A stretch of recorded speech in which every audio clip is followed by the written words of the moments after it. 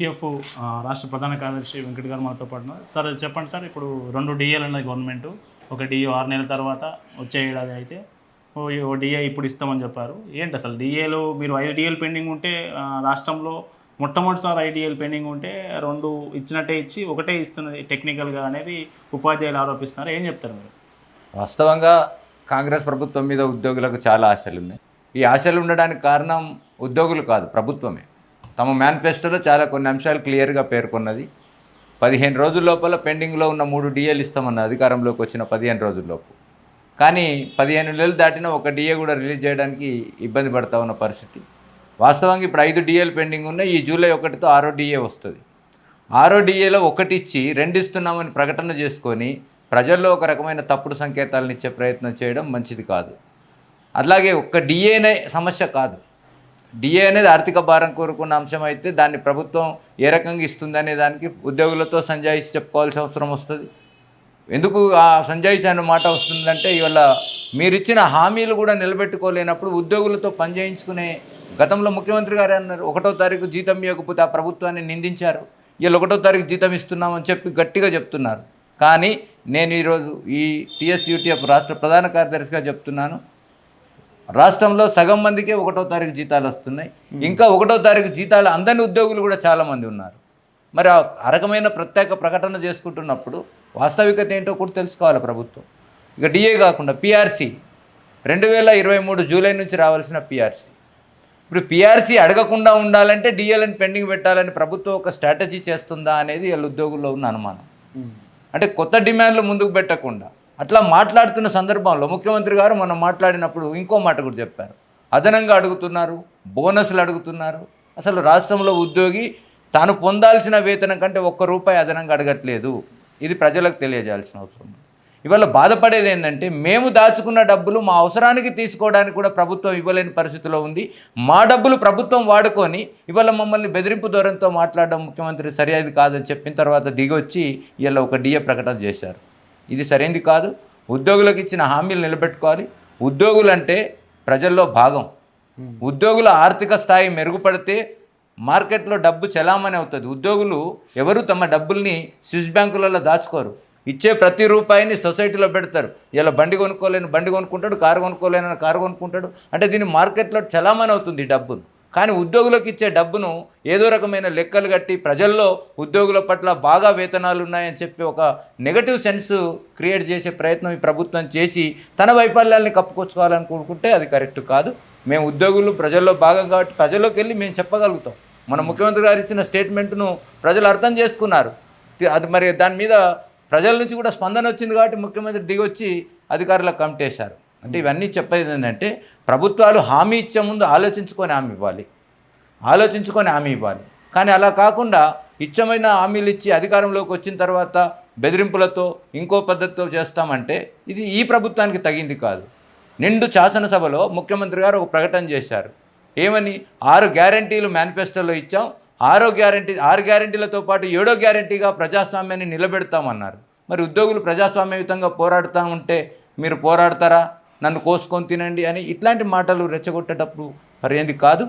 ఇప్పటికైనా ప్రభుత్వానికి మేము విజ్ఞప్తి చేస్తుంది ఒకటే, ఉద్యోగుల డిమాండ్లు న్యాయమైన డిమాండ్లు, ఆర్థికపరమైన అంశాలు ప్రభుత్వానికి భారం కావచ్చు. కానీ ఉద్యోగులకు ఇవ్వాల్సిన బాధ్యత ప్రభుత్వం మీద ఉంది. తాము దాచుకున్న డబ్బులను తాము చెల్లించుకోవడానికి 35 ఏళ్ళు సర్వీస్ చేసిన రిటైర్డ్ ఉద్యోగికి కనీసం నెలకో 2 నెలలకో డబ్బులు ఇవ్వాలి. 2 సంవత్సరాలుగా మరి రిటైర్ అవుతున్న ఉద్యోగుల యొక్క వరుసను చూసినప్పుడు వాళ్ళ అవస్థలు, వాళ్ళు సెక్రటేరియట్ చుట్టూ తిరుగుతున్నారు, వాళ్ళ బాధలు వర్ణనాతీతంగా ఉన్నాయి. మరి అలాంటి పరిస్థితుల్లో ప్రభుత్వం స్పందించి వాళ్ళు 800 కోట్లతో ప్రతి నెల బకాయిలు క్లియర్ చేస్తామని చెప్పారు. ఇది ఇప్పుడు కొత్తగా చెప్పట్లేదు.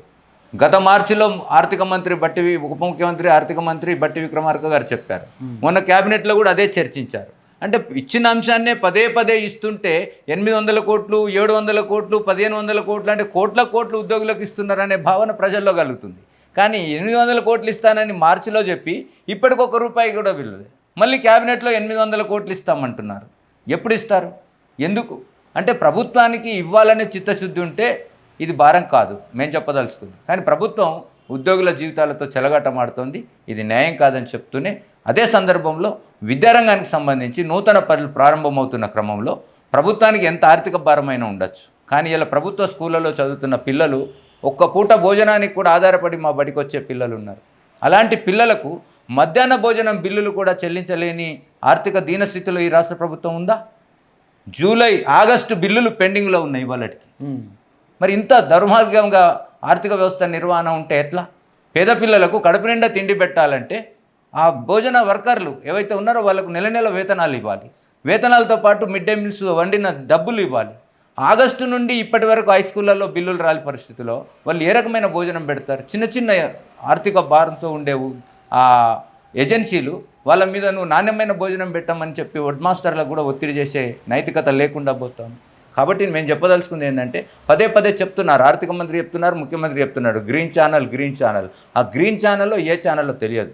గతంలో ఇలాంటి ప్రాక్టీసెస్ లేవు. గతంలో మధ్యాహ్న భోజనాని కోసం సంవత్సరానికి అవసరమయ్యే బడ్జెట్ను కనీసం 6 నెలలు 8 నెలల బడ్జెట్ ముందే రిలీజ్ చేసి డిఓల దగ్గర పెట్టేది. నెల 1వ తారీఖు నుంచి బిల్లులు ఇస్తే 5-10 లోపల ఆ గ్రూపుల అంటే ఆ వంట వాళ్ళ అకౌంట్లలో జమ అయ్యాయి.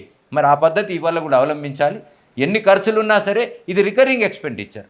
ఈ రికరింగ్ ఎక్స్పెండిచర్ని ముందే బడ్జెట్కి వెళ్ళాయించాలి. అట్లాగే స్కూళ్ళు ఇవాళ రీఓపెనింగ్ అవుతున్నాయి, నల్లాలు పోతాయి, చెడిపోయినాయి, కొన్ని బోర్లు రిపేర్ వస్తాయి, ఎండాకాలంలో వాడకం లేక, ఇట్లా రకరకాల అంశాలను మనం ఆ చిన్న చిన్న మెయింటెనెన్స్ కోట్ల రూపాయలు పెట్టి బిల్డింగ్లు కడుతున్నారు. మెయింటెనెన్స్ కోసం ఇచ్చే డబ్బులు జూన్ ఫస్ట్ వీక్లో ఇవ్వాల్సిన డబ్బుల్ని మార్చిలో ఏప్రిల్లో ఇస్తాడు. ఏం ఉపయోగం?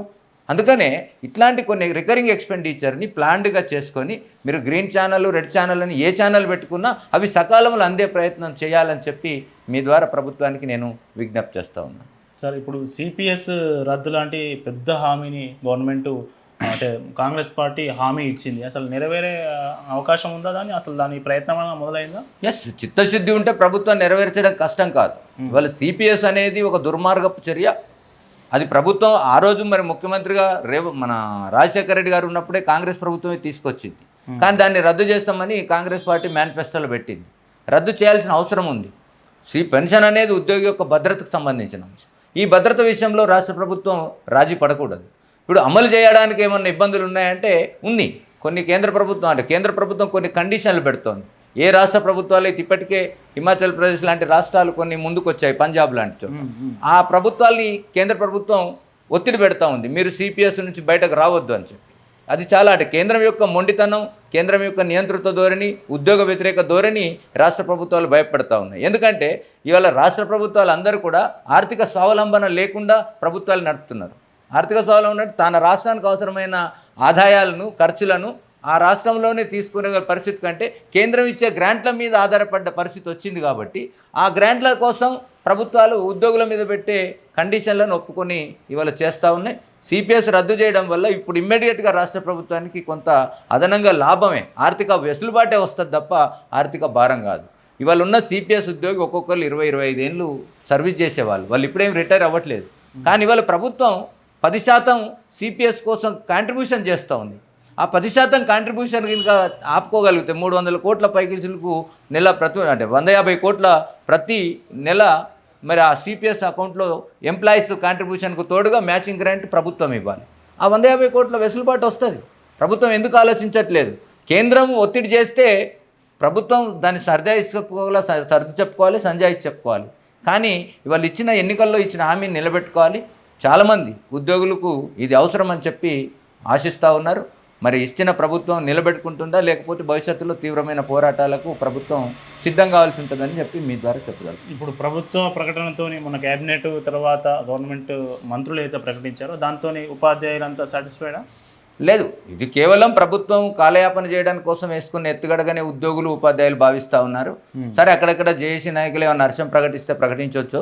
కానీ ఉపాధ్యాయ సంఘంగా TSUTFగా కానీ కింద ఉన్న ఉపాధ్యాయుల ఫీలింగ్ చూసినప్పుడు మాత్రం కొండందవి ఎల్కన్ తీసినట్టుగా అంత పెద్ద క్యాబినెట్ సమావేశం పెట్టి కేవలం ఒక DA ప్రకటన, 2 DAలని చెప్పుకోవడం, తప్పుడు ప్రకటన చేయడం, ఇది ఉద్యోగుల్లో అసంతృప్తికి కారణమై ఉన్నదని చెప్పొచ్చు.